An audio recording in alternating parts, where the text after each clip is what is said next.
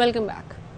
धमकी आमेज खत एक हकीकत है। पहली मुबजना ऑडियो के बाद दूसरी ऑडियो में भी इमरान खान के मौक़िफ़ की तस्दीक हो गई।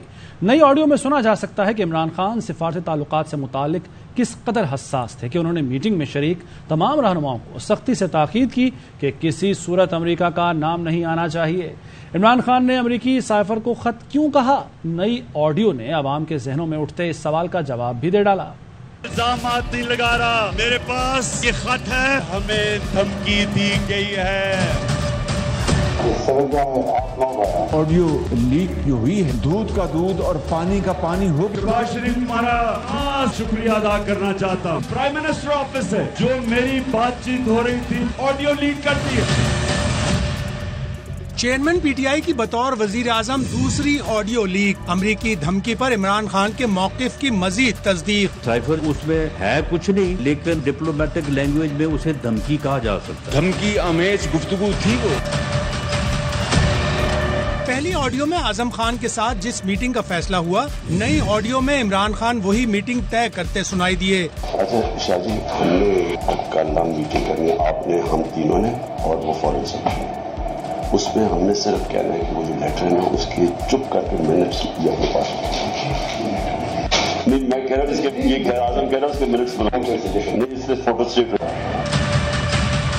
प्रिंसिपल सेक्रेटरी ने साइफर पहुंचने की तारीख बताई तो इमरान खान ने वजाहत की, सफीर और डोनाल्ड लू की मीटिंग तो पहले हुई थी। मीटिंग 7 को हो गया। ऑडियो में सुना जा सकता है कि तहरीक अदम एतमाद पेश होने के बावजूद इमरान खान ने सिफारती ताल्लुकात मुकद्दम रखे। रहनुमाओं को सख्ती से ताकीद की कि किसी सूरत अमरीका का नाम नहीं आना चाहिए। हमने तो अमेरिकन का नाम लेना ही नहीं है किसी सूरत में। सो इस इशू के ऊपर प्लीज किसी के मुंह से मुल्क का नाम ना निकले। ये बहुत इम्पोर्टेंट है आप सबके लिए कि किस मुल्क से लेटर आया है, मैं किसी के मुंह से उसका नाम नहीं सुना चाहता। इमरान खान ने अमेरिका से आए साइफर को खत क्यों कहा? असद उमर के सवाल पर इसकी भी वजाहत की। जहां के लेटर नहीं है, मीटिंग की ट्रांसक्रिप्ट वही है ना, आपकी मीटिंग की ट्रांसक्रिप्ट है, वो लेटर एक ही चीज है। लोगों को ट्रांसक्रिप्ट तो नहीं समझ आनी थी ना, तो आप पब्लिक जलसे में तो ये करें। हद से अंदाजा होता है कि इमरान खान धमकी का मामला मोहतात रहते हुए सादा जबान में आवाम तक पहुंचाना चाहते थे। शहबाज शरीफ तुम्हारा शुक्रिया अदा करना चाहता हूँ। ऑडियो लीक करती है। किस तरह पाकिस्तानी सफीर को वॉशिंगटन में बुलाकर धमकी दी गई? सफीर असद मजीद ने साइफर भेजा, उसमें क्या लिखा था? इमरान खान अप्रैल से बार बार साइफर की हकीकत बताते रहे, क्या कहना था उनका, आपको सुनवाते हैं।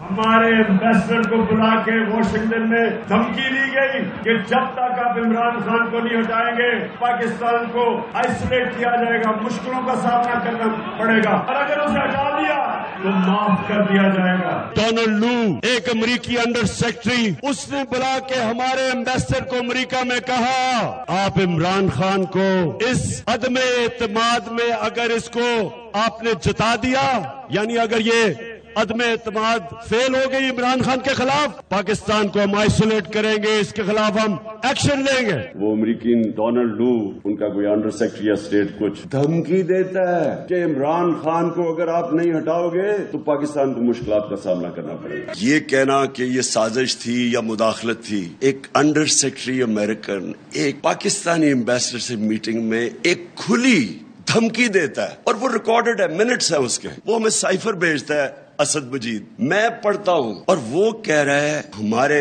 एम्बेसडर को, अपने प्राइम मिनिस्टर को, अगर आपने इमरान खान को ना हटाया, मेरा नाम इमरान खान को अगर आपने ना हटाया तो पाकिस्तान को बड़ी मुश्किलों का सामना करना पड़ेगा। इमरान खान की ऑडियो के बाद दूध का दूध पानी का पानी हो गया। ऑडियो ने मोहर लगा दी, इसने मुल्की वकार दाव पर लगाया। वज़ीर आज़म शहबाज शरीफ की साबिक वज़ीर आज़म पर सख्त तनकीद। कहा ऑडियो लीक के बाद इमरान खान का चेहरा कौम ने देख लिया। साबित हुआ पाकिस्तान और सियासतदानों के खिलाफ बहुत बड़ी साजिश की गई। ऑडियो लीक जो हुई है, दूध का दूध और पानी का पानी हो गया। साजिश के हवाले से कि अमेरिका ने हुकूमत बनवाई, मकरू चेहरा पूरी कौम ने देख लिया। इससे बड़ा घिनौना जुर्म और को हो नहीं सकता। पत्थर पे मोहर लगा दी। दुनिया का झूठा तरीन शख्स है, कहता है कि हमें खेलना है, अमेरिका का नाम नहीं लेना। रात राग अलापता रहा कि ये साजिश हुई है मेरी हुकूमत के खिलाफ। इमरान खान नियाजी का बयानिया चूर चूर हो गया। ये पाकिस्तान के खिलाफ एक बदतरीन साजिश थी। इस तरह पाकिस्तानी सियासतदानों को बदनाम किया, जहरीला प्रोपेगेंडा किया गया। किस तरीके से बरादर ममालिक को नाराज किया गया। गरीबान में झांको, किसको आप धोखा दे रहे। अगर वजीर आज़म बनवा दिया था जाली वोटों, उसके बाद कोशिश करते और इस कौम का हाल सवार इन 5 महीनों में जलसों में कहते रहे पाकिस्तान को श्रीलंका बनने वाला। में इसके ख्वाहिश थी, दिन रात तड़प थी कि पाकिस्तान दिवालिया हो जाए। इनकी हुकूमत होती तो मैं आपको बिला खौफ तरदीद कह सकता हूँ कि पाकिस्तान दिवालिया खुदा न खास्ता हो गया होता। दूसरी जानिब बिलावल भुट्टो ने ऑडियो लीक की मजम्मत कर दी। वॉइस ऑफ अमेरिका को इंटरव्यू में कहा कि वजीर आजम हाउस की सिक्योरिटी में नक्स सामने आना इंतहाई हसास मामला है। वजीर आजम इमरान खान हो या शहबाज शरीफ, कौमी सलामती का सवाल पैदा हो गया जिसका जवाब चाहिए। पूरी दुनिया करते होंगे, इंटेलिजेंस एजेंसीज पाकिस्तान में करते हैं, इंटेलिजेंस एजेंसीज इस मुल्क में करते हैं। उस हद तक सही है कि वो उन्हीं इंस्टीट्यूशंस के साथ रहे। हमारा वजीर आजम का दफ्तर की सवाल हो, चाहे वो वजीर आजम इमरान खान हो या वजीर आजम शहबाज शरीफ हो, मैं इस बात का सख्त एतराज करता हूँ, मजम्मत करता हूँ। ये नेशनल सिक्योरिटी का सवाल पैदा हुआ है जिसका जवाब हमें चाहिए। वजीर आजम साहब ने किसी किस्म का इन्वेस्टिगेशन ऑर्डर किया है, मैं उसका कंक्लूजन का मुंतजिर हूँ, मगर ये एक अच्छा रवायत बिल्कुल ही नहीं। इमरान खान माफी मांगने जज ज़ेबा चौधरी की अदालत में पहुंच गए। इमरान खान ने रीडर से कहा कि जुडिशल मजिस्ट्रेट ज़ेबा चौधरी से माफी मांगने आए हैं। आपने ज़ेबा चौधरी साहिबा को बताना है कि इमरान खान आए थे। रीडर आप गवाह रहना, मैं आया था माफी मांगने। जुडिशल मजिस्ट्रेट ज़ेबा चौधरी रुखसत पर थी।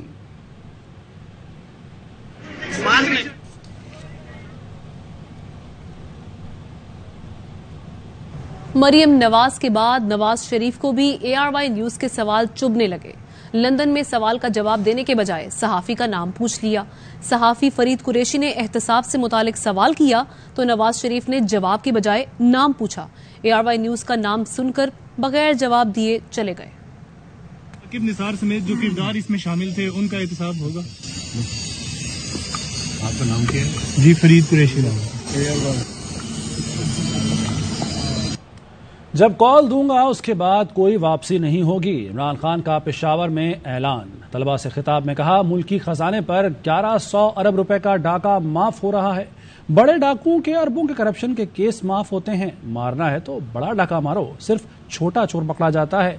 अकेला भी निकलना पड़ा तो इन डाकुओं के खिलाफ निकलूंगा। मुझे जेल का खौफ है, ना जान कुर्बान करने का। कौम को तैयार कर रहा हूँ, फिर कॉल दूंगा। मुल्क को लूटो, 4 गुना कर्जा मुल्क के ऊपर चढ़ा दो और फिर लूटो। सारे बड़े बड़े डाकुओं के करप्शन के केसेस अरबों रुपए के माफ होते रहे। ये लोग, इनके बच्चे अरबोपति बन जाते। 1100 अरब रुपया माफ हो रहा है। डाका मारने तो बड़ा डाका मारो, छोटा चोर सिर्फ पकड़ा जाएगा, बड़ा डाकू यहाँ नहीं पकड़ा जाएगा। सारी कौम को तैयार कर रहा हूँ, कॉल दे रहा हूँ इस इम्पोर्टेड करप्ट हुकूमत के खिलाफ। अगर अकेले भी निकलना पड़े मैं इनके खिलाफ निकलूंगा। ना मुझे जेल का खौफ है, ना मुझे अपनी जान की कुर्बान करने का खौफ है। जब मैं कॉल दूंगा उसके बाद कोई वापसी नहीं होगी। 4-6 रोज में लॉन्ग मार्च की कॉल दे देंगे। चाहते हैं कि फसाद के बगैर इंतखाबात तक पहुंचे। अपने हक के लिए लोगों को बाहर निकलना होगा। हकीकी आजादी ऐसे ही तो नहीं मिलती। PTI रहनुमा फवाद चौधरी कहते हैं कि पैनामा में रजिस्टर्ड कंपनियां मरियम सफदर की मिल्कियत थीं। एवनफील्ड में रहते हैं, अरबों का सरमाया लगाया। मरियम अब बरी भी हो गई हैं। ये इनकी मिल्कियत नहीं है तो फिर किसकी है? निल्सन और नेस्को 2 कंपनियां थी, पैनामा में रजिस्टर्ड थी। कंपनीज की जो ओनरशिप थी वो मरियम सफदर के पास थी। अब अल्हम्दुलिल्लाह मरियम सफदर इस केस में बरी हो गई हैं। नैब ने बड़ा अच्छा किरदार अदा किया। साहब जवाब दे कि इनकी नहीं है तो किनकी है? शरीफ भी बेगुनाह है, रहते भी वहाँ पे हैं, किराए भी वो ले रहे हैं, अरबों रुपया की प्रॉपर्टीज भी इन्वेस्ट इन्होंने कर ली हैं, जरिया भी नहीं पता, लेकिन हम बताएंगे नहीं। यहाँ पे आते हैं हुक्मरानी करने के लिए, बैग भरे, उसके बाद फिर वापस चले गए। हमारा सिस्टम इनको सपोर्ट कर रहा है। लॉन्ग मार्च की कॉल देने के बहुत करीब हैं। 4-5-6 दिनों में इससे ज्यादा वेट नहीं होगा, क्योंकि लोग भी डेस्परेट हो रहे हैं। कोशिश यही है फसाद के बगैर इंतखाबात पे पहुंचे, लेकिन अगर नहीं होंगे लोगों को बाहर निकलना पड़ेगा। कौमों को आजादी ऐसे तो नहीं मिलती। जहां हर चीज बिकती हो वहां कौम नहीं बनती। शेख रशीद का ट्वीट। साबिक वजीर दाखिला ने कहा कि पाकिस्तान में हर केस के पीछे बड़ा चेहरा होता है, लोग चेहरा देखते हैं, केस नहीं। 50 करोड़ से कम करप्शन की खुली छुट्टी है। कमीशन खोर माफिया हमेशा NRO ले लेता है। जेलें सिर्फ गरीब के लिए बनी हैं।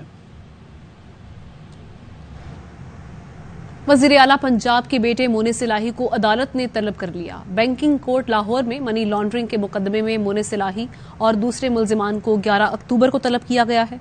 FIA ने मोनिस इलाही और दीगर के खिलाफ 25 अरब की मनी लॉन्ड्रिंग का मुकदमा बनाया है। कुछ मजीद खबरें एक ब्रेक के बाद। Welcome back. सब पाकिस्तानी, सबके हुकूक बराबर, लेकिन हुकूमत वक्त का दोहरा मयार। हैदराबाद में मुकीम सिला मुतासरीन में एक VVIP तो दूसरे बद से बदतर। एक टेंट सिटी में अस्पताल, स्कूल, मस्जिद, पुलिस सिक्योरिटी मौजूद, दूसरी जगह गंदगी के ढेर, मच्छरों की गलगार, वबाई अमराज का राज, पानी मयसर ना खाना, सुबह हो या रात बिजली का वजूद नहीं। हैदराबाद में मुतासरीन के लिए इंतजामिया के दोहरे मयार की तफसील बता रहे हैं हमारे नुमाइंदे जाहिद कलहोड़ो।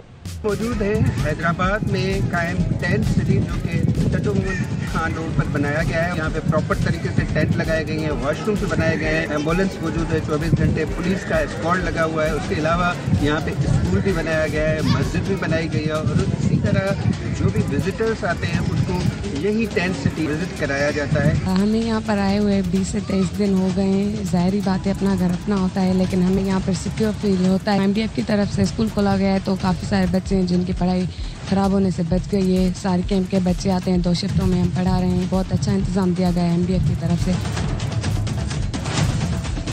ये दूसरे ग्रेड की कैंप है जो कि अलमदार चौक पे एक गर्ल्स कॉलेज में लगाई गई है और यहाँ पे बहुत बुरे हालात हैं। छोटी बच्ची के जिस्म पे निशानात बन गए हैं और उसको ना तो खाने के लिए कोई ऐसी चीज मिल रही है जो कि बच्चों को खाने के लिए बेहतर होती है। हम क्या करें, मजबूर है, हमें निकाला जा रहा है, बार बार आके धमकी देते हैं, हम पुलिस के हवाले आपको करेंगे, आप निकल जाओ यहाँ से। बच्चे को यहाँ एलर्जी हुई है मच्छरों की वजह से।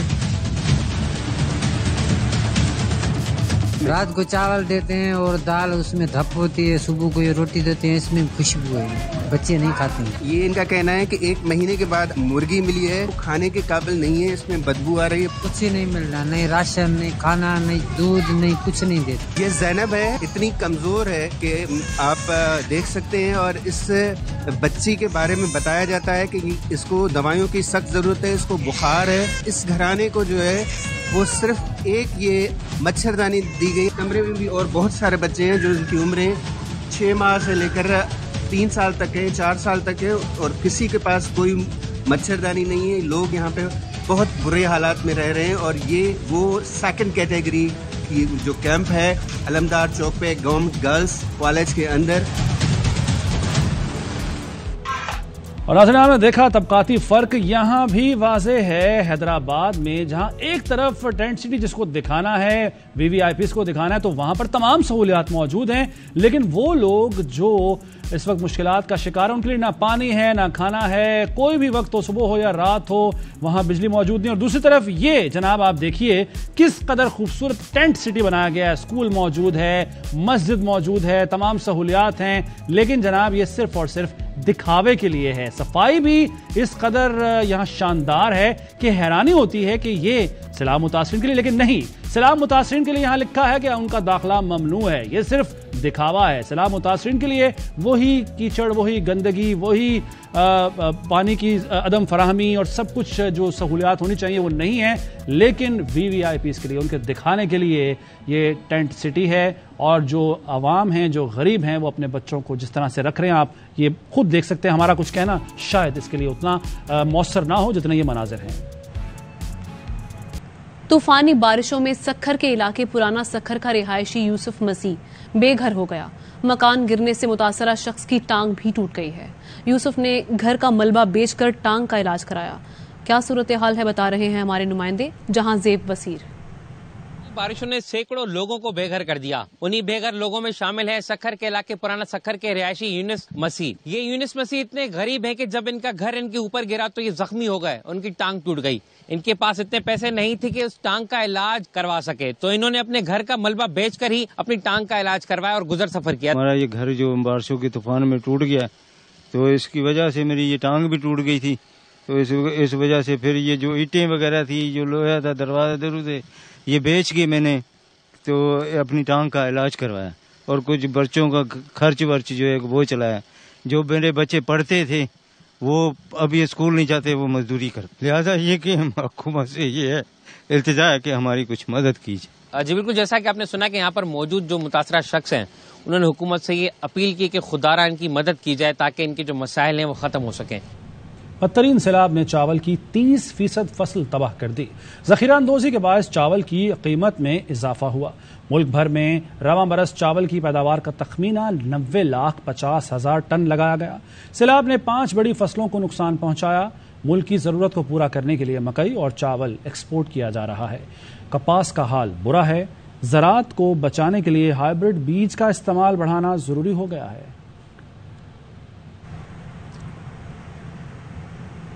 इस्लामाबाद के ब्लू एरिया में किसानों का धरना जारी है। किसानों ने आज रात तक वजीर आजम से मुलाकात न होने की सूरत में डी चौक की जानिब मार्च का ऐलान कर रखा है।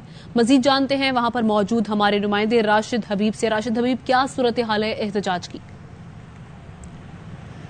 जी, एहतजाज मुसलसल जारी है और तमाम दिन किसान जो पंजाब भर से आए हुए हैं यहाँ ब्लू एरिया के खैबर प्लाजा चौक में गर्मी में बैठे रहे और वक्फे से नारेबाजी भी करते रहे और अपने मुतालबात भी पेश करते रहे। उनका कहना था कि पंजाब में जिसकी 4 एकड़ ज़मीन है उसको 4 लाख तक बिजली का बिल आया है। गंदम की कीमत की जो कॉस्ट बनती है वो 5,000 रुपये मन है, जो 3,500 रुपये में ली जा रही है।